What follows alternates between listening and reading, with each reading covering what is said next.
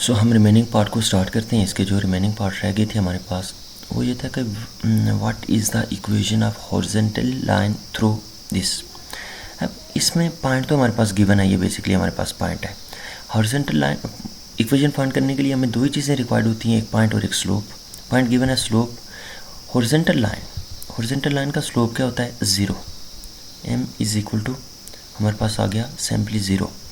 जब ज़ीरो आ गया तो पॉइंट इंटरसेप्ट जो वो फार्मूला होता है y minus y1 is equal to m into x minus x1। तो बेसिकली m मल्टीप्लाई हो रहा है x की टर्म के साथ, m into x minus x1। तो m ज़ीरो है तो वो x की तो तमाम ज़ीरो हो गई। इधर पीछे क्या बचा? y minus y1 left hand side पे। राइट हैंड साइड तो हमारे पास ज़ीरो हो गई, लेफ्ट हैंड साइड पे हमारे पास बचा y माइनस y1। तो y1 हमारे पास क्या है? 2। y minus 2 is equal to zero. Basically अगर 2 को ऐड करें बोथ साइड तो हमारे पास बन रहा है y इज इक्वल टू 2। ये हमारे पास इसका आंसर आ रहा है। For what value of h 3,2 is the mid point of 2h। मतलब वो कह रहे हैं कि अगर हम एक मिड पॉइंट लें और उसका आंसर 3 और 2 आए तो ये h की जगह क्या हम रिप्लेस करेंगे कि वो हमारे पास ये आंसर आए 3 और 2। तो बेसिकली हमारे पास मिड का फार्मूला होता है mid is equal to x1 plus x2 divided by 2।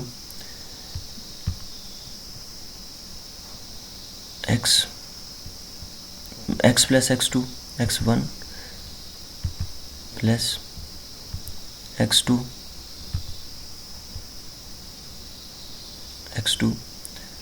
Divided by 2 and common लगा के y की भी जस्ट इसी तरह हम करते हैं कि y1 plus y2 is equal to 2 होता है, y1 plus y2 is equal to 2 होता है। अब मिड की वैल्यू हमें गिवन है 3 और 2, ठीक है। x की वैल्यू हमें क्या पुट करनी है? 2 प्लस 4 6 डिवाइडेड बाई 2 हमारे पास 3 आ रहा है, ठीक। अब y की वैल्यू क्या आ रही है? h plus 3h basically 4h divided by 2 हमारे पास क्या आ रहा है? 4h plus 2। ये मिड की वैल्यू हमारे पास 3 और 2 आ रही है, 3 and 2, okay is equal to ये आगे जो हमारे पास एक ऑर्डर पेयर बनेगा, ओके। तो x की वैल्यू हमारे पास 3 आ गई, y की वैल्यू हमें 2h plus 3h plus 1h 4h divided by 2 हमारे पास 2h बन रहा है। अब 2h और ये 2 को कंपेयर कर लेंगे, x को x के साथ कंपेयर करेंगे और y को y के साथ। 3 is equal to 3 and 2 is equal to 2h। तो 2 से डिवाइड करेंगे बहुत सारे तो h इज इक्वल टू 1। अब आप h को 1 रख कर इसको करके भी देखेंगे तो ये हमारे पास 3 और 2 ये आंसर आएगा। ये क्वेश्चन है कि -1 is the solution of which inequalities. ये समझना बहुत ज़रूरी है क्योंकि ये मोस्टली पेपर्स में ये रिपीटेड हुए हैं इस तरह के क्वेश्चन, इस टाइप के क्वेश्चन। तो हमने इन तमाम इनइक्वालिटीज़ में -1 और -1 को सब्सटीट्यूट करना है और जो भी सेटिस्फाई होगा, जो भी ट्रू होगी उसको हम आंसर दे देंगे। इसमें अगर सब्सटीट्यूट करेंगे तो 1 माइनस 2 क्या आ जाएगा? 1 plus 2, minus into -1 plus minus minus plus 1 plus 2 3 is less than 0, false. ये 4 minus 3 1 is greater than 0, okay ये तो ट्रू है, ओके। नेक्स्ट हमने देखना है और बाकी तमाम ही फॉल्स होंगी। देखें -2 plus 1 -1 is greater than 10, false. 2 minus 1 is less than 1, ये भी फॉल्स है। तो ये हमारे पास एक आंसर आया। ये तमाम तर 1 और ये ऑर्डर पेयर आपने इसमें सब्सटीट्यूट करना है, जो भी ट्रू होगा वो इसका आंसर होगा। What is the length of the latus rectum of parabola. सबसे पहले इसकी जो स्टैंडर्ड इक्वेशन है उसमें कन्वर्ट करेंगे, इसको 12 से डिवाइड कर लेंगे तो ये हमारे पास आंसर आ जाएगा y² is equal to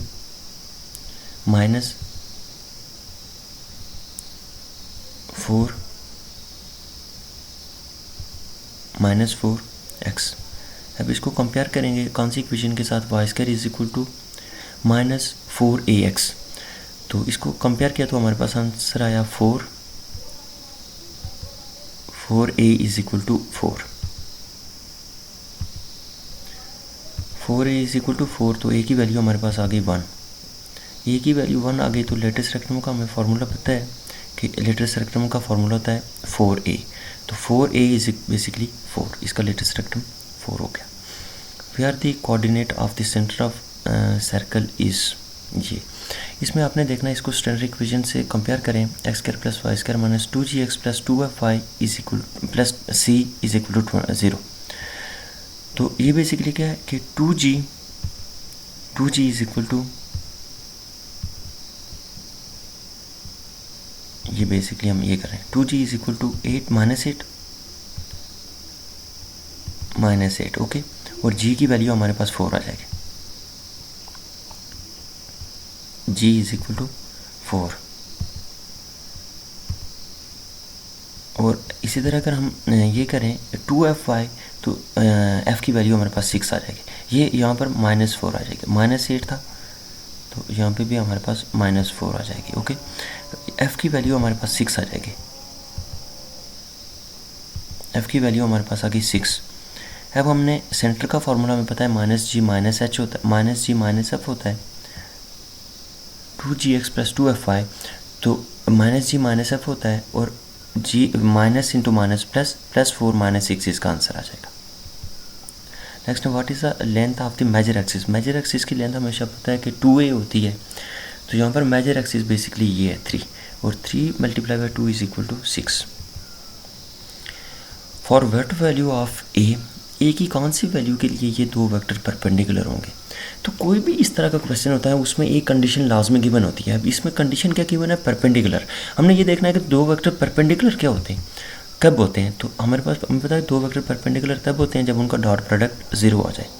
simply आपने इसका डॉट प्रोडक्ट, इसको ए को आप ए और ए को बी लेट कर लें, या ए को यू और ए को वी लेट कर लें, ए और बी का प्रोडक्ट लें, और प्रोडक्ट लेने के बाद जो ए की वैल्यू आएगी वो हमारे पास 0 आ जाएगी। For example 2 × 3 6 plus A time J 1 हमारे पास 1, 2 + a + 5k, 5k + 1 6k, 6k + 6 is equal to 0। 6 दूसरी साइड जाकर माइनस हो जाएगा, 6a इज इक्वल टू -6, 6 से बोथ साइड डिवाइड कर देंगे तो a is equal to -1। a -1 पे ये दोनों वेक्टर आपस में परपेंडिकुलर है। What is a direction cosine of x axis.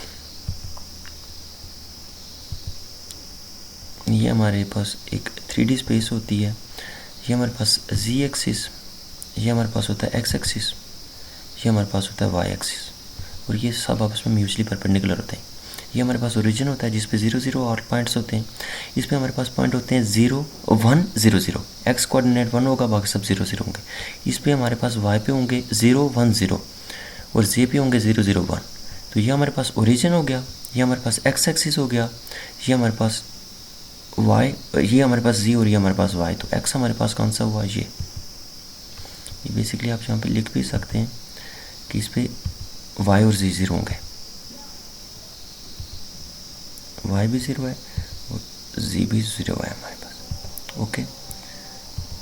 z पे हमारे पास क्या होगा, x और y 0 होंगे, 0 0 एंड 1, और y पे क्या होगा हमारे पास 0 1 1। y और x और y तो x और z तो 0 होंगे, बस y की कोई वैल्यू होगी, ये 1 0। मीन कि पहला x एक्सिस होता है, दूसरा y और तीसरा z। तो x और z तो 0 है, y 1 है, और ये हमारे पास ओरिजिन आता है जहाँ पे 0 0 एंड 0। सो इसका आंसर बी आएगा इसमें, ये बी सब्स्टिट्यूट कर लेना आपने। आई होप कि आपको इस पेपर की समझ आई होगी। बहुत से नए कंसेप्ट हमने सीखे, बहुत सी टेक्निक हमने सीखी। फिर भी अगर आपको किसी भी पॉइंट का या किसी भी MCQs की समझ नहीं आ रही तो उसको ज़रूर डिस्कस कीजिएगा। आप कमेंट सेक्शन में अपनी राय दे सकते हैं। सो आज के लेक्चर में हम एक ही पेपर को डिस्कस करेंगे। Thanks for your attention. Allah हाफिज़।